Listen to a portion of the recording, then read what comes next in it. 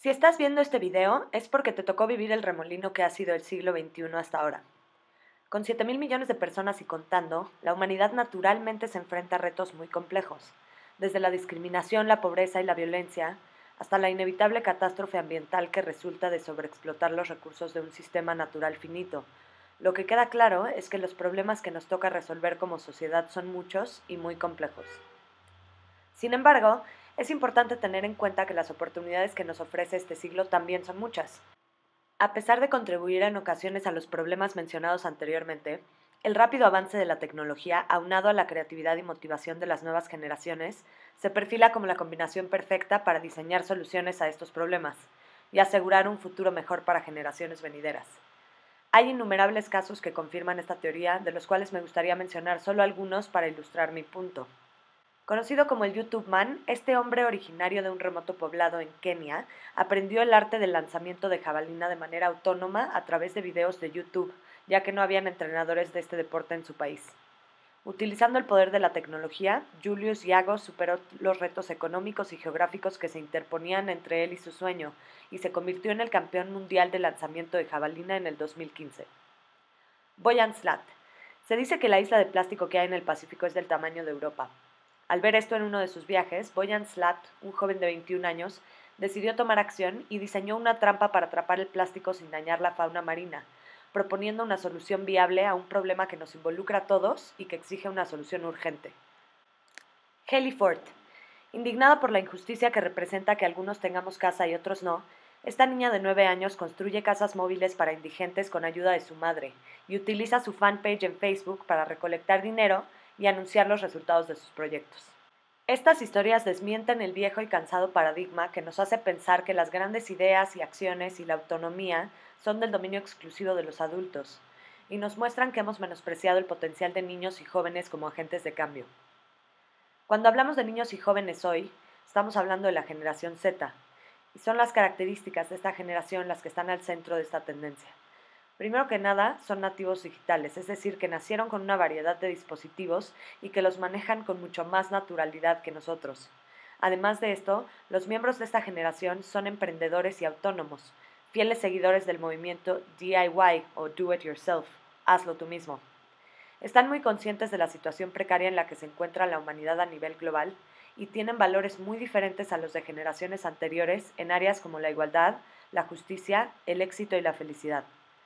¿Pero qué tiene que ver esto con la educación? Las características específicas de nuestro contexto y de la generación Z que compone la población de alumnos hoy en día exigen un cambio urgente de dirección en nuestro sistema educativo. El sistema que practicamos actualmente nació en la época de la Revolución Industrial, con el objetivo de formar alumnos homogéneos, disciplinados y productivos. Si bien estos objetivos eran relevantes hace 200 años, en el siglo XXI el objetivo de la educación tiene que cambiar para afrontar los retos y potenciar las oportunidades de nuestros tiempos. En lugar de procurar mantener bajo control los impulsos y la curiosidad de los alumnos como ha sido hasta ahora, el objetivo de la educación hoy en día debe ser potenciar la curiosidad y habilidades naturales de nuestros alumnos en conjunto con las herramientas tecnológicas a las que tienen acceso para resolver los problemas globales de hoy y mañana en base a sus intereses y motivación personales. Al cambiar el objetivo detrás de la educación, necesariamente hay que cambiar las estrategias que utilizamos para lograrlo. Como respuesta a esto, han surgido una serie de pedagogías innovadoras que, si bien tienen sus bases en ideas previas, se han visto enormemente transformadas por las nuevas posibilidades que ofrece la tecnología. Hoy vamos a hablar en específico sobre el aprendizaje basado en retos como una de estas pedagogías. El aprendizaje basado en retos es un modelo pedagógico que propone planear el aprendizaje alrededor de la resolución de retos de la vida real. En lugar de aprender contenido aislado de matemáticas, humanidades y ciencias a nivel teórico, el ABR promueve la comprensión profunda y transdisciplinaria de contenido y adquisición de habilidades de alto nivel conforme se requieren para identificar retos relevantes de la vida real, indagar sobre ellos para comprenderlos a fondo, planear acciones para enfrentarlos e implementar dichas soluciones en contextos y con audiencias auténticas, reflexionando a lo largo del proceso.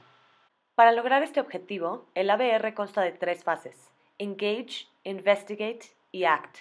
Veamos de qué trata cada una. La primera fase, o Engage, es para que los alumnos conecten de manera personal con el contenido, y para ello deben identificar, desarrollar y hacer suyo un reto llamativo, En esta fase se plantea primero una idea central, después se crea una pregunta esencial y finalmente se establece un reto viable. La idea central es un concepto amplio y en ocasiones abstracto que se puede explorar desde diferentes ángulos, personal, comunitario, por materia, etc., y que es relevante para los alumnos y la comunidad en general. Es importante recordar que una idea central no es lo mismo que un tema.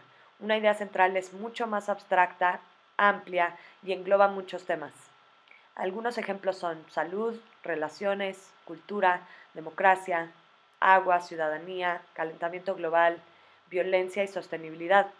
Como pueden ver, estas cumplen con las características que acabamos de mencionar. Para identificar una idea central es buena idea buscar en las noticias, en temas de relevancia en las redes sociales, eventos que vayan a suceder próximamente o necesidades de la comunidad y que sean relevantes para los alumnos y para nuestras materias. Una vez teniendo una idea central, es necesario guiar al alumno a crear una pregunta esencial que los motive a explorar la idea central desde perspectivas múltiples y enfocados a un problema más específico. Las siguientes son las características de una pregunta esencial. Una pregunta esencial debe ser abierta, es decir, que no tenga una sola respuesta final y correcta, debe ser debatible y generar discusión, permite explorar la idea central desde perspectivas múltiples, debe resultar en más preguntas, debe ser profunda y relevante para el contexto del alumno y generalmente es atemporal y recurrente. ¿Cómo crear una pregunta esencial? En ocasiones será necesario investigar temas o problemas específicos antes de poder crear preguntas esenciales sobre la idea central, en base a su relevancia para el alumno y la comunidad local o global y para la materia o materias involucradas. Las siguientes preguntas nos pueden ayudar a pensar en esto. ¿Cuáles son algunos eventos, problemas, noticias o trending topics específicos relacionados con esta idea central que me interesen? ¿Hay algún problema o situación relacionada con la idea central, ya sea en mi vida personal o laboral o en la comunidad local o global que sea relevante para mi vida? Algunos ejemplos son, si la idea central es relaciones, una buena pregunta esencial puede ser, ¿cómo mejoramos las relaciones entre los alumnos de nuestra escuela? Idea central, nutrición. Pregunta esencial, ¿cómo podemos reducir la obesidad infantil? Si la idea central fuera ciudadanía, por ejemplo, una buena pregunta esencial sería ¿cómo fomentamos la participación de todos los ciudadanos en una democracia? Al ser la idea central trabajo, una pregunta esencial podría ser ¿cómo nos podemos preparar para participar en el mundo laboral?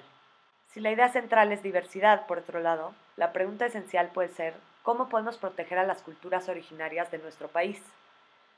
Finalmente, si la idea central es historia, la pregunta esencial podría ser ¿cómo podemos preservar el patrimonio histórico de nuestra comunidad? Una vez que tenemos nuestra idea central y la pregunta esencial bien definidas, esta fase nos pide que hagamos el reto. El reto convierte la pregunta esencial en un llamado a la acción que motiva a los participantes a aprender sobre el tema a profundidad. Los retos que se desarrollen deben ser muy específicos y tener las siguientes características. Deben ser inmediatos, emocionantes, viables, considerando recursos y tiempo disponibles.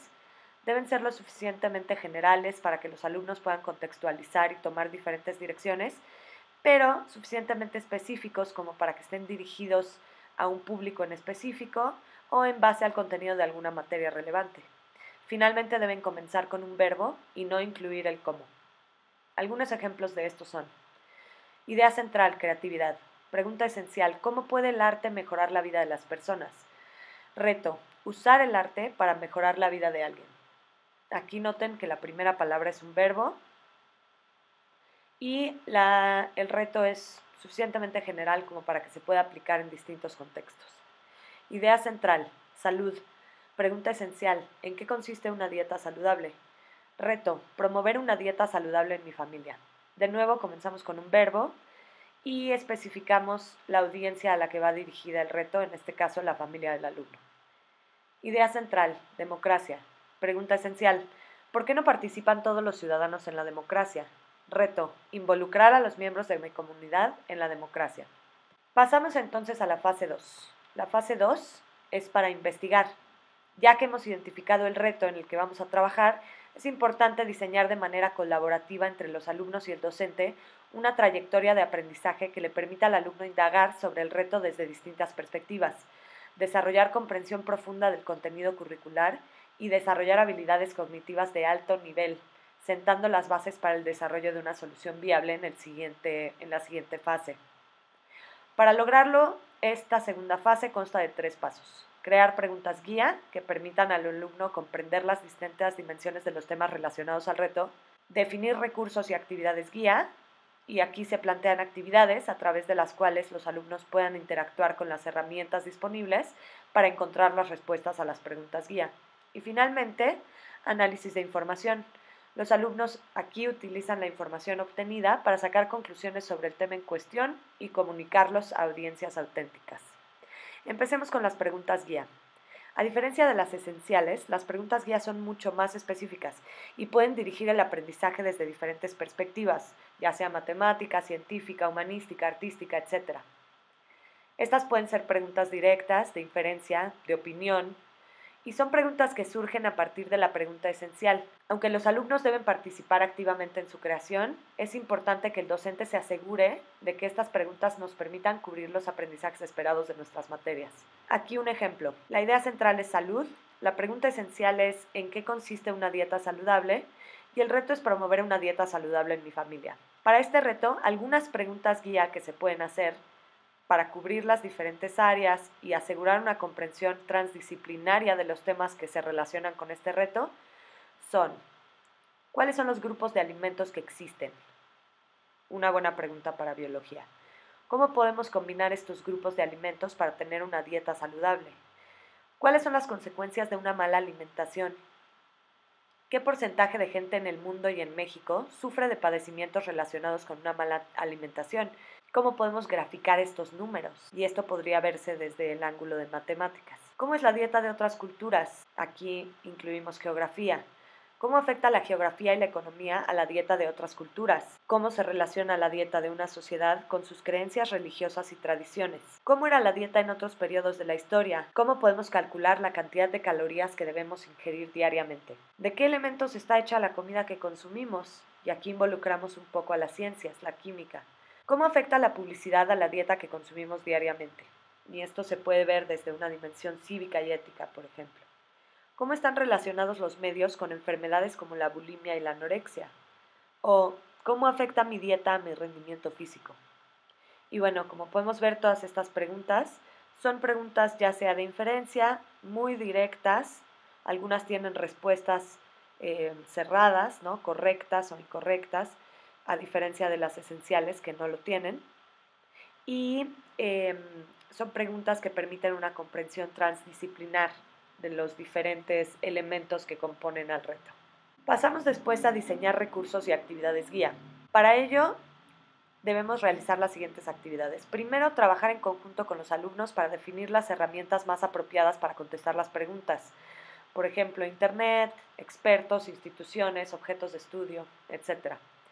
Después, trabajamos en conjunto con los alumnos para definir actividades guía que le permitan al alumno utilizar estas herramientas para contestar las preguntas creadas.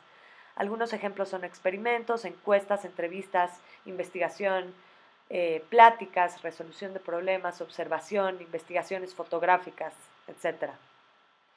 Después, es importante que el docente se asegure que haya actividades obligatorias y de evaluación que les permitan cubrir los objetivos de la materia y que tengan objetivos específicos tanto de comprensión de contenido como de desarrollo de habilidades cognitivas de alto nivel.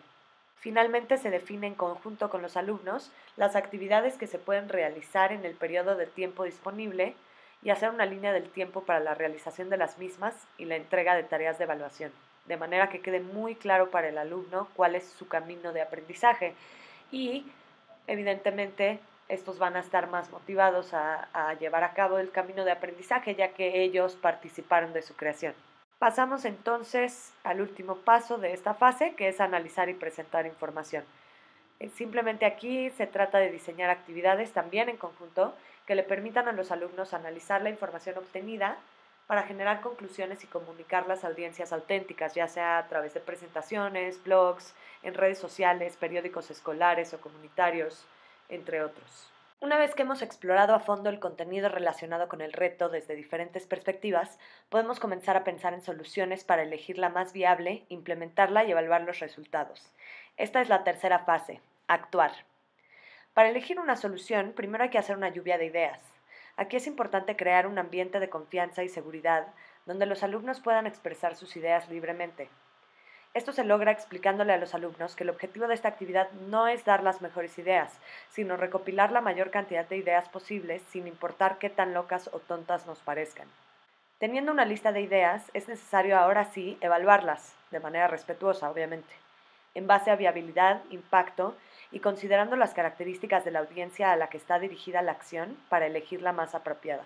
Una vez elegida la acción, los alumnos y el maestro deben trabajar en conjunto para crear un plan de acción que sea claro, viable y que considere los recursos disponibles, incluyendo actores relevantes de la sociedad como expertos, gobiernos, instituciones no gubernamentales, empresas, etc., las tareas a realizar y las fechas de entrega requeridas para terminar la implementación a tiempo. Teniendo un plan, se puede comenzar a implementar la acción. Aquí el docente cumple un objetivo muy importante al guiar a los alumnos a seguir el plan de acción o hacer cambios conforme sea necesario. Finalmente, es importante medir los resultados y el impacto de la acción que implementamos y reflexionar sobre las fortalezas y debilidades tanto de herramientas y estrategias empleadas como del trabajo individual y colectivo con el fin de contemplar mejoras en futuros retos. Listo. Ahora que somos expertos en el aprendizaje basado en retos, manos a la obra.